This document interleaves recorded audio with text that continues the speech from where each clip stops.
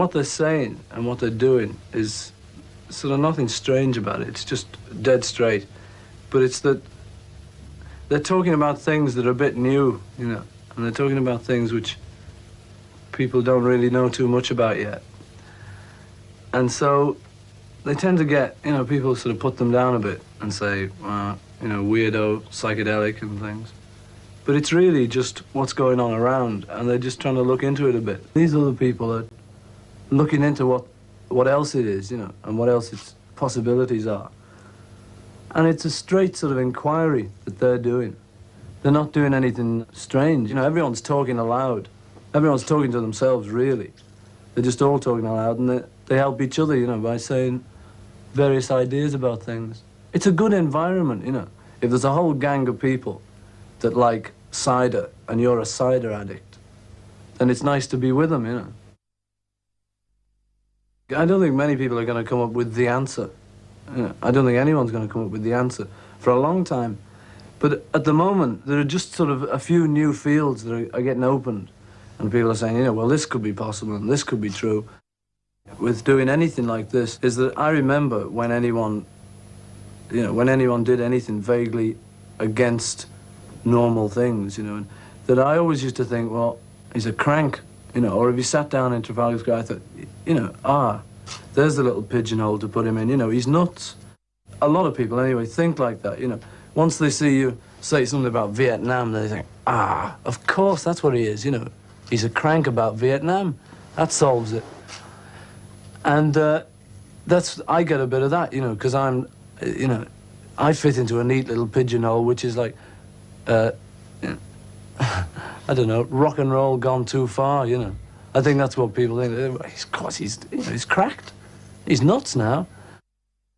Trouble is that all these rules, people getting frightened once they see someone who doesn't agree with the rules, you know, because it's breaking the whole foundation of everything they believe in and live in, you know. So that when these weirdos, inverted commas, come up and say, you know, look, my hair's long and it's great, you know, and I'm growing a beard, you know, and I don't care about you and stuff, then the people think, well, you know, what is this, man? You know, he should stick along with it all like us. And then even if he says, well, you know, you're all wrong, your rules are wrong, they don't want to know, really. You know, because that's their life, that's their whole shell. So you can't really come along and just burst it. You've got to do it very gently and say, you know, look, I really wish the people that look sort of with anger at the weirdos, at the happenings, at the psychedelic freakouts, would instead of just looking with anger, just look with nothing and with no feeling, you know, be unbiased about it. Because they really don't realize that what these people are talking about is something that they really want themselves. It's something that everyone wants. You know, it's personal freedom to be able to talk and be able to say things. And it's dead straight. It's a real sort of basic pleasure for everyone. But it looks weird from the outside, but it isn't. It's really great, straight. I remember that was exactly what I wanted then, what I want now. You know, which is just to be able to move freely, you know, and do what you want to do as long as you don't interfere with other people. If you interfere, okay, then you've got to have rules against you, because you could just go around, you know, doing anything, which might be a bit of a drag for some people. But first of all, then we can have rules against that. But I mean, at least you must be able to do what you want to do without interference. Because, you know, there's nobody who's got any right to tell you not to, because they're only the same as you. You know, and it's really just, it needs everyone in the world to realize that inside them is the same thing that's inside everyone. You know, and that's all there is to it. And there's nobody better than anyone else.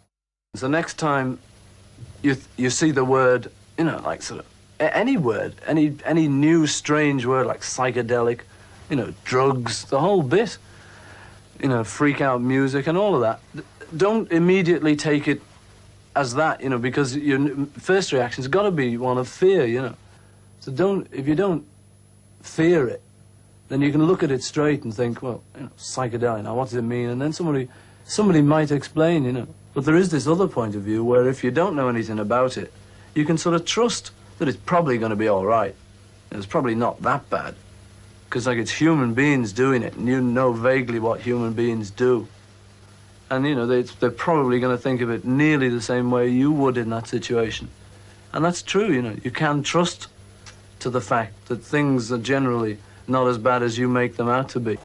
Even though everyone is sort of getting on very well in this society we've got, it's a bit too controlled, you know, because you suddenly, you want to go and do something and somebody says, oh, no, subsection B, clause A, you can't do that, you know. And you say, well, why not? Because, you know, I'm a human being and that, and haven't I got my rights? I say, well, yes, but you're not allowed to do that. And you say, well, you know, if it doesn't interfere with anyone, it must be okay. And they say, sorry, it still isn't, you know. So people have suddenly, I think a lot of people have twigged that this, they've shut themselves in a bit, you know. They've got all these rules for everything, rules of how to live, how to paint, how to make music. And it's just not true anymore, you know. They don't work, all those rules, because you can't apply them, because it means then that you're assuming that you know it all, you know, and the primitive man, us, and something else, you know, and we don't know it all yet. And so all of this gang of people from International Times, Indica, and the whole scene, you know, is trying to see where we are now, and see what we've got around us, see any mistakes we've made, straighten them out. You know, it's just a straightforward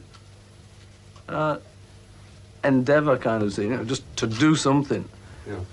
Other than what's been done before, because what's been done before isn't necessarily the answer. There could be another answer, you know.